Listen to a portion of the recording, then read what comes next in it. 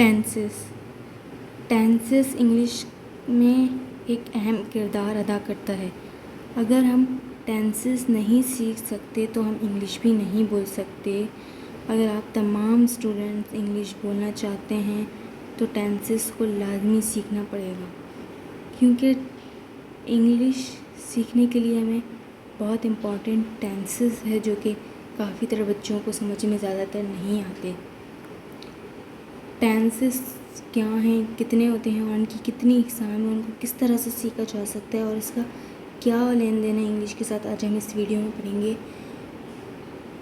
जो हमारा आज का टॉपिक है वो है टेंसेस। टेंसेस क्या होते हैं और इनकी कितनी इकसाम है, उस बारे में आज हम पढ़ेंगे। तो हमारा टॉपिक होगा आज का टेंसेस। याद रहे कि टेंसेस इंग्लिश का में एक अहम किरदार अदा करता है। अगर हम टेंसेस नहीं सीख सकते तो कभी भी इंग्लिश नहीं बोल सकते। टेंसेस का जो सेंटेंसेस हैं और इसकी जितनी इकसाम है, टेंसेस की तो 3 इकसाम होती हैं। टेंसेस की 3 इकसाम हैं: प्रेजेंट, पास्ट, फ्यूचर। पहले नंबर पर आता है टेंसेस की इकसाम में पहले नंबर पर आता है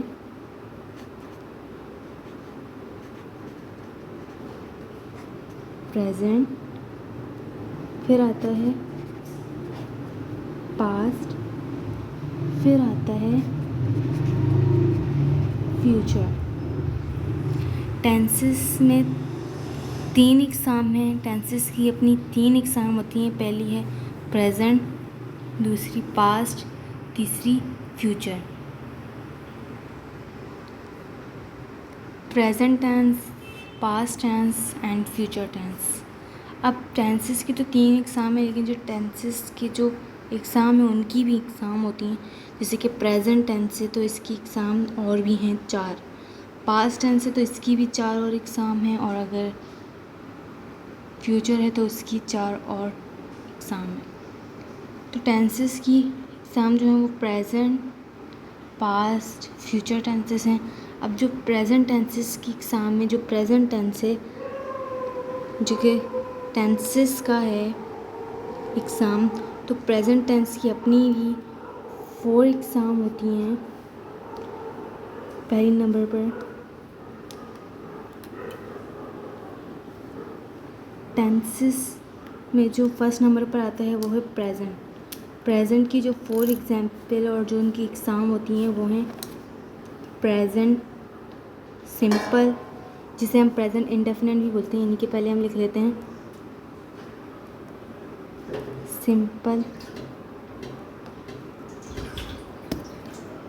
सिंपल प्रेजेंट, जिसे हम प्रेजेंट इंडेफिनिट भी बोलते हैं। जो टेंसेस का जो फर्स्ट है वो है प्रेजेंट इंडेफिनिट प्रेजेंट टेंस, तो उसकी जो एग्ज़ाम है वो है 4 एग्ज़ाम होती हैं प्रेजेंट की। वो है पहले है सिंपल प्रेजेंट को हम प्रेजेंट इंडेफिनिट भी बोलते हैं। इसके बाद जो प्रेजेंट इंडेफिनिट है, इसके बाद भी और एग्ज़ाम 3 होती हैं प्रेजेंट की। तो ये तो इसकी फ़र्स्ट थी, ये प्रेजेंट इंडेफिनिट की फ़र्स्ट एग्जाम्पल थी और फर्स्ट एग्ज़ाम थी। जो सेकंड आता है प्रेजेंट टेंस के बाद जो सिंपल प्रेजेंट में जो सिंपल इंडेफिनिट भी जिसे हम कहते हैं, प्रेजेंट इंडेफिनिट भी कहते हैं, उसके बाद आता है प्रेजेंट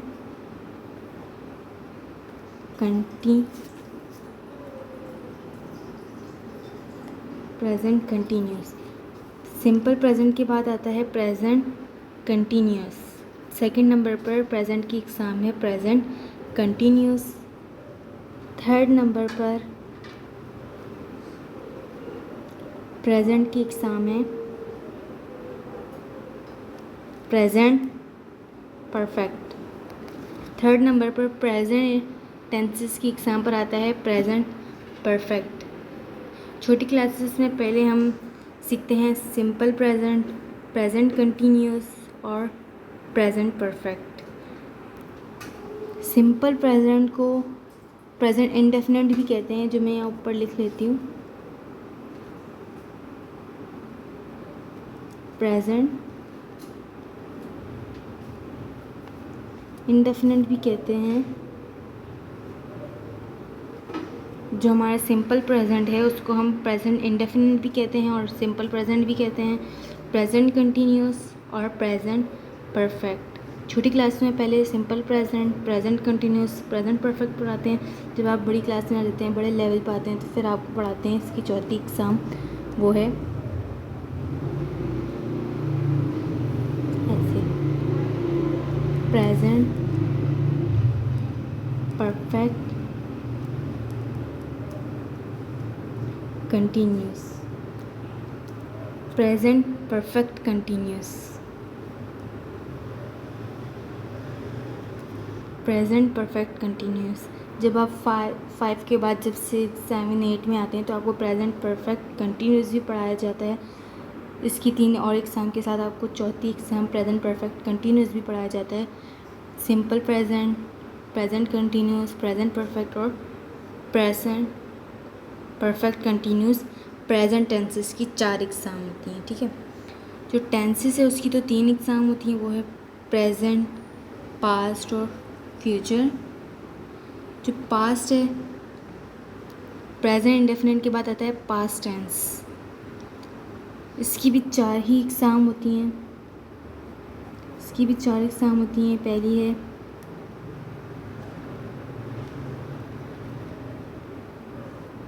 सिंपल पास्ट या पास्ट सिंपल, या तो इसे पास्ट इंडेफिनेट भी कहा जाता है,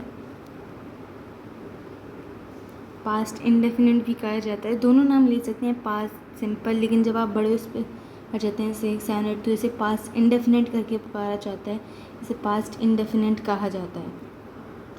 पास्ट सिंपल जब हम 1, 2 या 2, 3, 4, 5 होते हैं तब हम पास्ट सिंपल के नाम से कहते हैं पास्ट की पहली एग्ज़ाम को, लेकिन जब हम बड़ी क्लास में रहते हैं तो हम इसे पास्ट इंडेफिनिट भी कहते हैं। तो ये थी पास्ट टेंस की पहली एग्ज़ाम। दूसरी एग्ज़ाम पास्ट कंटिन्यूस। तीसरी है पास्ट परफेक्ट। चौथी एग्ज़ाम है पास्ट परफेक्ट कंटिन्यूस है। पास्ट टेंस की चौथी एग्ज़ाम पास्ट परफेक्ट कंटिन्यूस है। इसी भी जब हम 6, 7, 8 में आ जाते हैं तब पास्ट परफेक्ट कंटिन्यूस पढ़ाए जाते हैं। वैसे आपको जब छोटी क्लासेस में होते हैं तब आपको first, second and third exam इसकी पढ़ाई जाती है। पास्ट सिंपल, पास्ट इंडेफिनिट दोनों एक ही होते हैं, पास्ट कंटिन्यूस और पास्ट परफेक्ट हैं। जो नेक्स्ट फोर्थ आता है वो है पास्ट परफेक्ट कंटिन्यूस। ये हो गई हमारे प्रेजेंट हो गया। प्रेजेंट की भी 4 एग्ज़ाम होती हैं और पास्ट की भी 4 एग्ज़ाम होती हैं। इसी तरह रह जाता है फ्यूचर। फ्यूचर की भी 4 ही एग्ज़ाम होती हैं। इन सारों की एग्ज़ाम 4 हैं, यानी कि टेंसेस की 3 एग्ज़ाम होती हैं। उसके बाद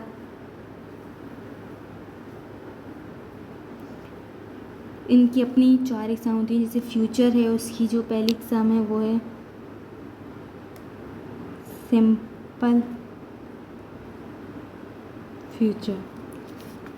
सिंपल फ्यूचर ये फर्स्ट है। इसको हम फ्यूचर इंडेफिनेट भी कह सकते हैं।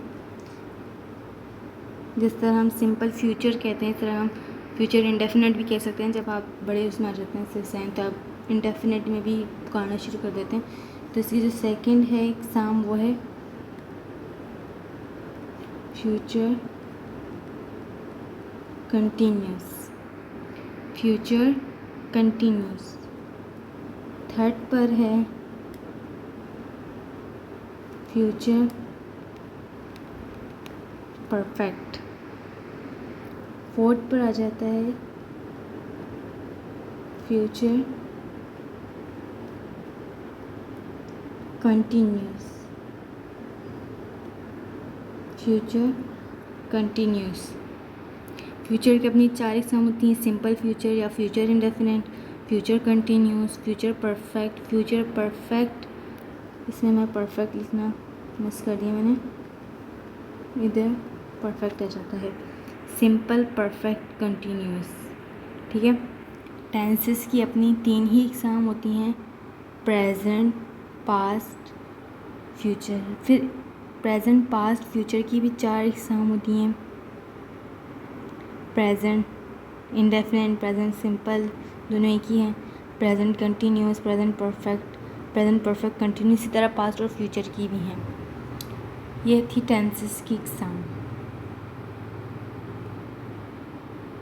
टेंसेस में जो प्रेजेंट में, पास्ट में, इसमें एक और चीज़ बहुत अच्छी है जो सेम होती है, वो है जिस तरह टेंसेस में प्रेजेंट, पास्ट, फ्यूचर में जो एक चीज़ होती है वो सेम होती है, वो सेम जो चीज़ है वो यहाँ सब्जेक्ट, यहाँ मैं साइड पे एक जगह लिख रही हूँ, सब्जेक्ट काम करने वाला, काम करने वाला, वर्ब काम, ऑब्जेक्ट जिस पर काम का असर हो। सब्जेक्ट, वर्ब, ऑब्जेक्ट जिसे हम इस तरह की फॉर्म में लिखते हैं, जब हम टेंसेस के फार्मूला वगैरह लिखते हैं तो हम उसे इस तरह लिखते हैं। बहुत इम्पॉर्टेंट होता है टेंसेस में ये, और तीनों टेंसेस में, टेंसेस की जो 3 इकसाम होती हैं, प्रेजेंट, पास्ट, फ्यूचर, इन तीनों में सब्जेक्ट, वर्ब, ऑब्जेक्ट बहुत इम्पॉर्टेंट होता है और इसे पहचानना बहुत ज़रूरी होता है। जिसको इसकी पहचान नहीं भी होती वो यहाँ मैंने उर्दू में उसके साथ लिख दिया, जैसे सब्जेक्ट काम करने वाला, वर्ब काम, ऑब्जेक्ट जिस पर काम का असर हो।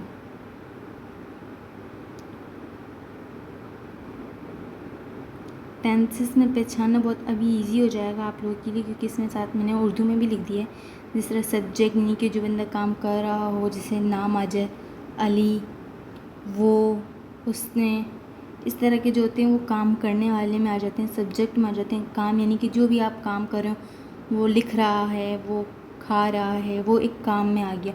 ऑब्जेक्ट जिस पर काम का असर हो, यानी कि उसने आम खाया, तो उसने जो खाया है यानी कि आम, उसके ऊपर असर, खाया जो है वो काम होगा, उसने सब्जेक्ट होगा, और ऑब्जेक्ट जो होगा मैंगो होगा, क्योंकि उसके ऊपर असर हो रहा है। तो इसी वजह से सब्जेक्ट, वर्ब, ऑब्जेक्ट टेंसेस में बहुत इंपॉर्टेंट होते हैं और ये तीनों टेंसेस में सेम होते हैं। तो टेंसेस की 3 इकसाम होती हैं, वो मैंने बता दी थी आपको, और उनकी अपनी 4 इकसाम होती हैं।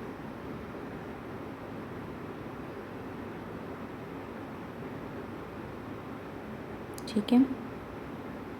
वीडियो अच्छी लगे तो लाइक करें और सब्सक्राइब करें अगर आप हमारे चैनल पर नए आए हैं तो। Thank you.